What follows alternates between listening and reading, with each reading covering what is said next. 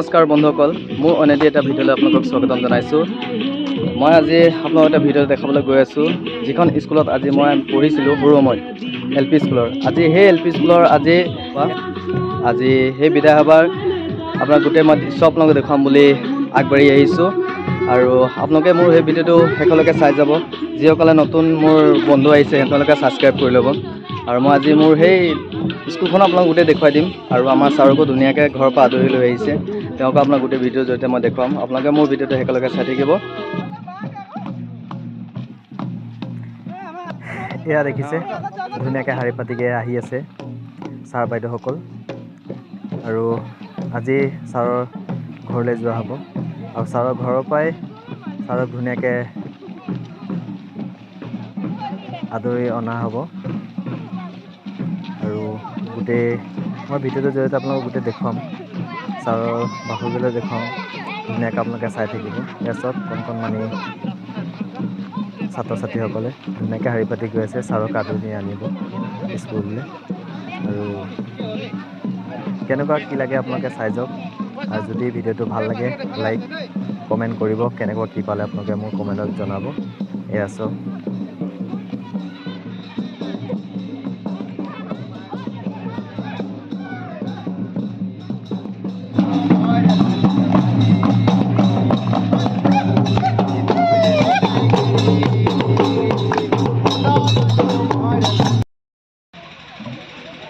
এয়া আমি আহি পাই গ'লোঁ ছাৰৰ বাসগৃহলৈ। আৰু এয়া দেখিব পাইছে ধুনীয়াকৈ ফুলাম গামোচাৰে দি ছাৰৰ সেৱা লৈছে। সঁচাকৈ এডোখৰত এষাৰ ক'বলগীয়া কথা, আজি বৰ এটা দুখৰ দিন হয় সঁচাকৈ। এয়া দেখিছে পৰম্পৰা নীতি নিয়মেৰে ধুনীয়াকৈ ছাৰক ফুলাম গামোচা দি যথেষ্ট দুখৰ দিন আজি আমাৰ বাবে। দেখিবলৈ পাইছে এখন কাৰ্বি পহৰে ছাৰক আদৰণি জনাইছে। ছাৰৰ লগতে ছাৰৰ যি সহধৰ্মিনী আছে, সহধৰ্মিনীকো আমি আদৰণি জনাবৰ বাবে আহিছোঁ আচলতে।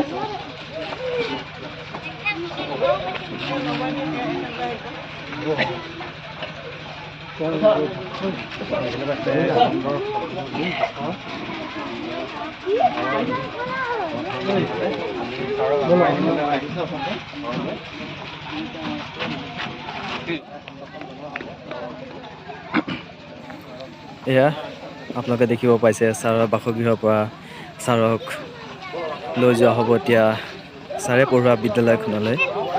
সঁচাকৈ ক'ব লাগিব বৰ আজি এটা দুখৰ দিন, সঁচাকৈ বেয়া লাগে। সকলো জনগোষ্ঠী এক হৈ ছাৰক আদৰি লৈ অনা হৈছে।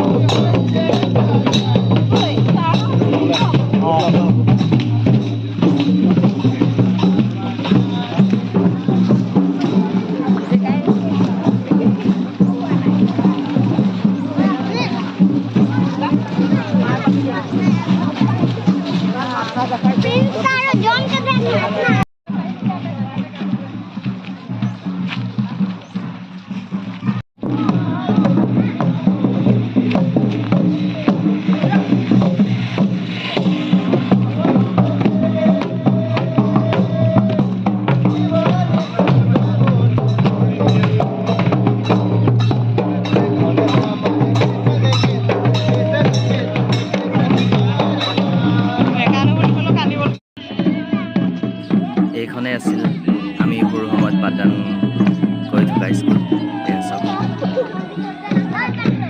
স্কুলৰে ছাৰ আজি আমাৰ বিদায় হ'ল। আজি আমাক সঁচাকৈ আজি সৰুৰ পৰা আমি কৰি থকা কৰিছোঁ।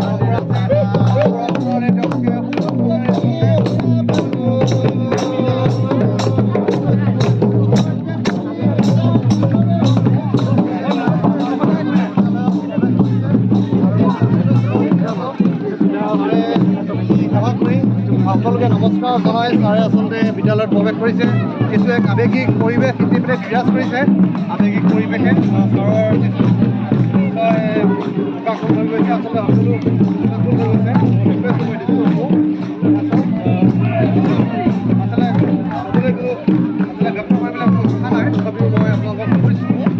ছাৰ ইতিমধ্যে আহি বিদ্যালয়ৰ যি প্ৰাংগণ আছে বিদ্যালয়ৰ প্ৰাংগণত আহি পাইছে কিছু পৰিৱেশ বিৰাজ কৰিছে বিদ্যালয়ৰ প্ৰাংগণত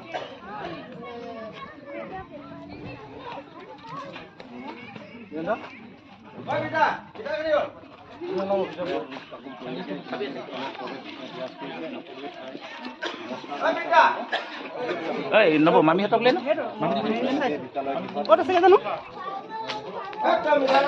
এয়া ছাৰৰ নিজৰ অফিচ ৰুমত প্ৰৱেশ কৰিছে ধুনীয়াকৈ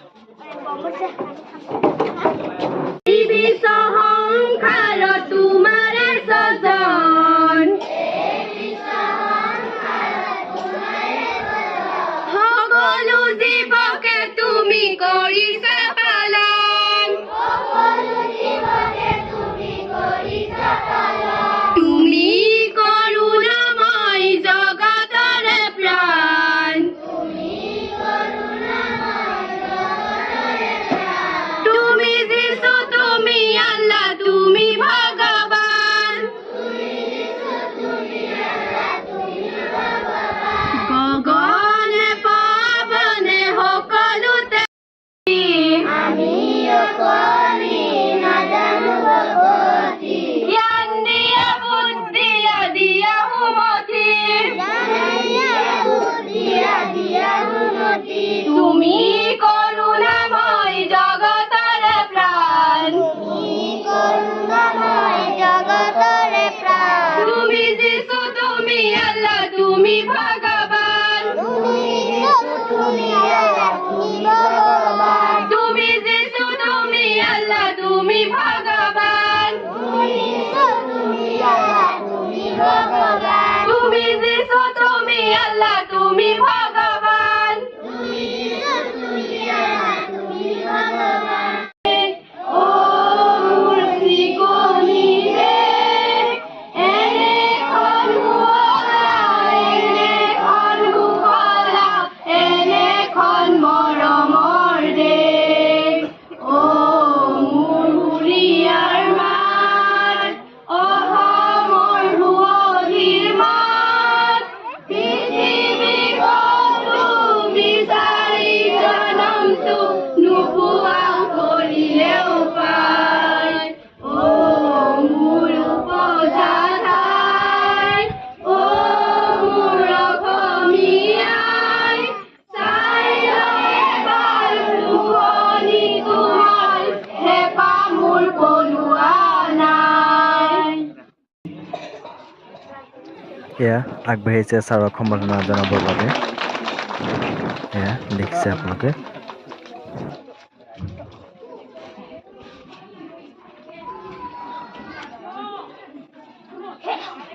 এইবাৰ আমি এখন সফুৰাৰে সম্বৰ্ধনা জনাবলৈ বিদ্যালয় শিক্ষয়িত্ৰী অপ্ৰজ্যোতি বৰাক অনুৰোধ জনাইছোঁ।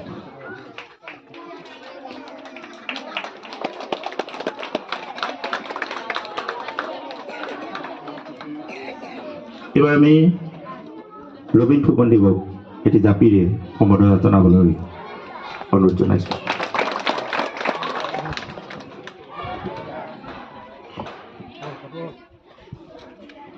এইবাৰ আমি বিদ্যালয়ৰ শিক্ষকসকলৰ তৰফৰ পৰা তেওঁলোকৰ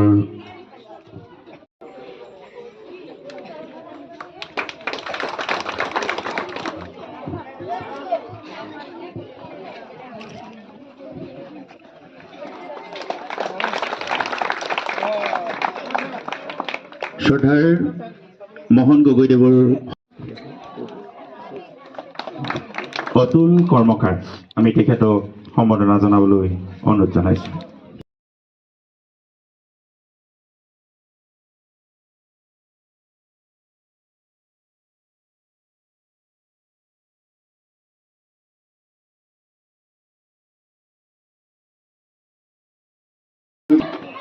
আপোনালোকে হয়তো মিটিংখন আধৰুৱা হোৱা নিচিনা লাগিব। আপোনালোকে সকলোৱে জানে মই কি দিলোঁ আপোনালোকক আৰু মই আপোনালোকৰ পৰা কি চালোঁ। মই বেছি দীঘল নকৰোঁ, দুই এষাৰমান বক্তব্যৰে মোৰ বক্তব্য সামৰণি মাৰিম। 1988 চনত মই বিদ্যালয়খন প্ৰতিষ্ঠা কৰিছিলোঁ। মোৰ লগত প্ৰয়াত বহুকেইজন ব্যক্তি প্ৰয়াত হৈছে। বৰ্তমান আমাৰ মাজত এতিয়াও তেখেতে স্কুলৰ লগত জড়িত হৈ থকা শ্ৰদ্ধাৰ ব্যক্তি শ্ৰী বীৰেন্দ্ৰদেৱ আমাৰ মাজত তেখেত আছে। বহুত কষ্টৰ মাজেৰে বিদ্যালয়খন মই আগবঢ়াই লৈ গৈছিলোঁ। বিনা বেতনেৰে মই 92 চনলৈকে বিনা বেতনেৰে মই মোৰ বিদ্যালয়খন চলাই নিছিলোঁ।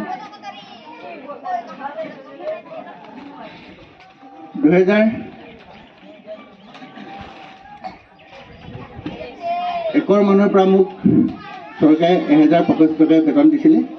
সম্পূৰ্ণ মই দৰমহা চৰকাৰীকৰণ হৈছিল, মই সম্পূৰ্ণ দৰমহা পাইছিলোঁ 1996 চনৰ পৰাহে। এই কালচোৱাত মই ৰাইজৰ পৰা যেনেদৰে সহায় পাব লাগিছিলে, মোৰ তাতকৈ অধিক মোক সহায় কৰিছিলে। মই এই গাঁৱৰ কথা কেতিয়াও পাহৰিব নোৱাৰোঁ। মোৰ শৰীৰৰ প্ৰতি অংগে অংগে মোৰ গাঁওখনৰ স্মৃতি ৰৈ থাকিব। বিদ্যালয়খনৰ স্মৃতি মোৰ জীয়াই থকালৈকে মোৰ অন্তৰত থাকিব। মোৰ বন্ধুসকলে মোক যি উৎসাহ দিছিলে, যেনেকৈ মোৰ মঞ্চত বহি থকা শ্বৰ্ট পেকডে আমাৰ মাজত বহুত দিন আমি একেখন বিদ্যালয়তে আছিলোঁ। বিভিন্ন কাৰণত তেখেতক ইয়াৰ পৰা ট্ৰেন্সফাৰ কৰি লৈ গৈছে। ইয়াৰ মাজতে বিভিন্নজন বিদ্যালয় আহিছে আৰু গৈছে। মোৰ এটাই কথা ভাল লাগিছে, মই প্ৰতিষ্ঠা স্কুলৰ পৰা মোক সালসলনি মোৰ দিনত নহ'ল। মই বিদ্যালয়তে থাকি অৱসৰ ল'লোঁ আৰু মোৰ কালচোৱাত কৰ্মজীৱনীত মই অফিচৰ হওক বা অন্য কোনো কাৰোবাৰ লগত মই কোনো বেমেজালিৰ সৃষ্টি নাছিল। মোৰ অফিচত কোনো বেৰাকত মোৰ নাই। মই নজনা কথাটো আনৰ পৰা সহায় বিচাৰিছিলোঁ। সেই স্বৰূপতে মই মোৰ নিচেই লগতে লাগি থকা মধ্যংগী বিদ্যালয়খনৰ লগতো মোৰ ওতঃপ্ৰোত সম্বন্ধ আছিল। ইয়াৰ পিছতে মই লাংধলা প্ৰাথমিক বিদ্যালয় মোৰ হাতৰ দ্বাৰাই নিৰ্মিত কৰিছিলোঁ। গতিকে এইখিনিত মই ৰাইজে মোক কি কৰিছিলে আৰু কি দিছিলে মই আপোনালোকে সকলোৱে জানে। মই একো নাপালোঁ, আপোনালোকৰ মৰম চেনেহ, আপোনালোকৰ যিটো আদৰ সাদৰ, এইখিনিয়ে মোৰ একমাত্ৰ মোৰ প্ৰাপ্য। সেইখিনি পালে মোৰ যথেষ্ট। গতিকে মোৰ প্ৰাক্তন ছাত্ৰ ছাত্ৰী আছে, তেখেতসকলে তেওঁলোকে মোক সম্বৰ্ধনা জনাইছে। মই আনন্দিত নহ'লেও মই এটা সুখী হৈছোঁ যে তেওঁলোকে যে এই কথাষাৰ মনত ৰাখিছে যে এজন সৰ্বপিতা এবেলিকা আহি সাক্ষাৎ কৰিছে। মই বহুত ভাল পাইছোঁ।